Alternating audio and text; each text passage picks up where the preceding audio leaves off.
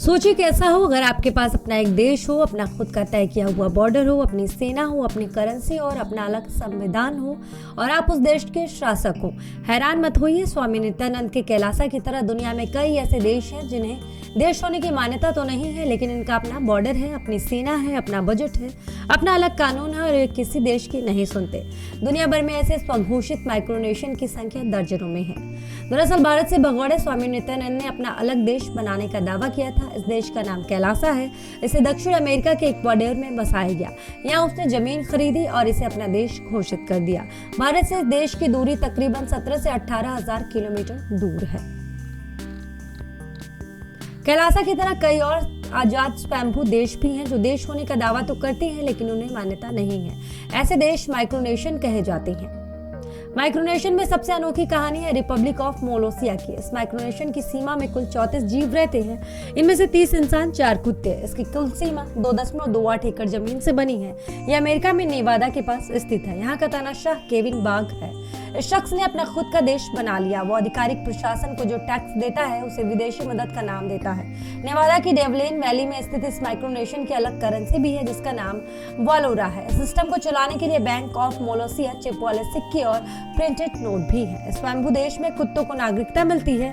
तानाशाह केविन बाग के परिवार में पत्नी और 3 बच्चे हैं। शख्स हमेशा मिलिट्री ड्रेस में रहता है और वर्दी पर कई तरह के मेडल लटकते रहते हैं।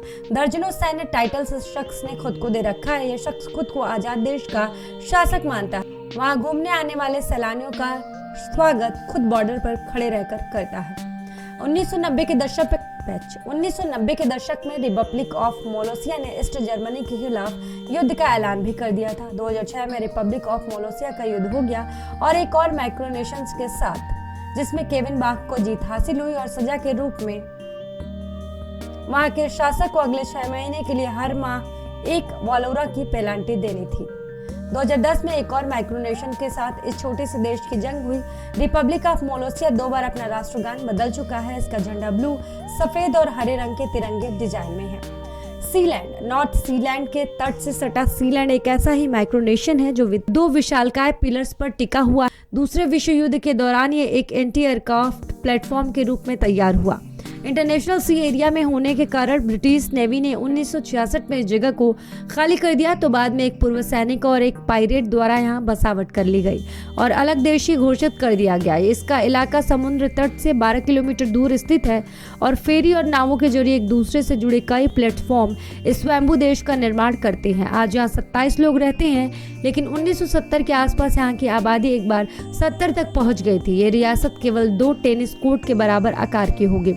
ऐसा ही एक अनोखा माइक्रोनेशन है लिबरलैंड। ये क्रोएशिया और सर्बिया के बीच में डैन्यूब नदी के किनारे स्थित है। 2 देशों की लड़ाई में एक नो मैंस लैंड बना और यहाँ एक शख्स ने अपना माइक्रोनेशन ही बसा लिया। यहाँ के नेता है विट जेडलिका, जिन्होंने 13 अप्रैल 2015 को इसे स्वतंत्र देश घोषित कर दिया। यहाँ की आबादी अब 2.5 लाख के आसपास है। यहाँ के लोगों पर अलग टैक्स, प्रॉपर्टी के कानून और नागरिक अधिकार लागू होते हैं।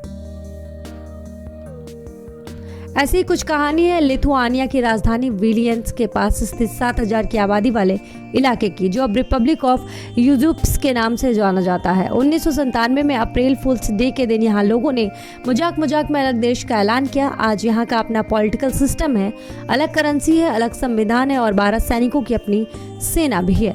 प्रिंसिपैलिटी ऑफ पोंथिनिया की आबादी सिर्फ 3 लोगों की है। पुर्तगाल में समुद्र तट के पास स्थित एक खाली पड़े रॉक टॉप और एक स्कूल टीचर ने इस इलाके को बसाया और अलग देश के रूप में ऐलान कर दिया। इसके मालिक ने खुद को प्रिंस घोषित कर दिया और पुर्तगाल पर उसके देश को धमकी देने का आरोप लगाया। ऐसे बहुत सारे छोटे छोटे माइक्रोनेशंस हैं। ऐसे माइक्रोनेशंस के बनने को आप कानूनी लूपहोल का फायदा उठाना कहें या 2 देशों की सीमाओं या समुद्र की सीमाओं को लेकर वर्तमान कानून के पेच का लाभ उठाना, लेकिन इन कुछ लोगों ने अपना अलग साम्राज्य तो खड़ा कर लिया। इन माइक्रोनेशंस में अच्छे खासे लोग भी रहते हैं और इनकी अपनी खासियतें भी हैं, लेकिन प्रकृति की खूबसूरती के बीच बसे ये इलाके टूरिस्ट के लिए खासा आकर्षक हो सकते हैं।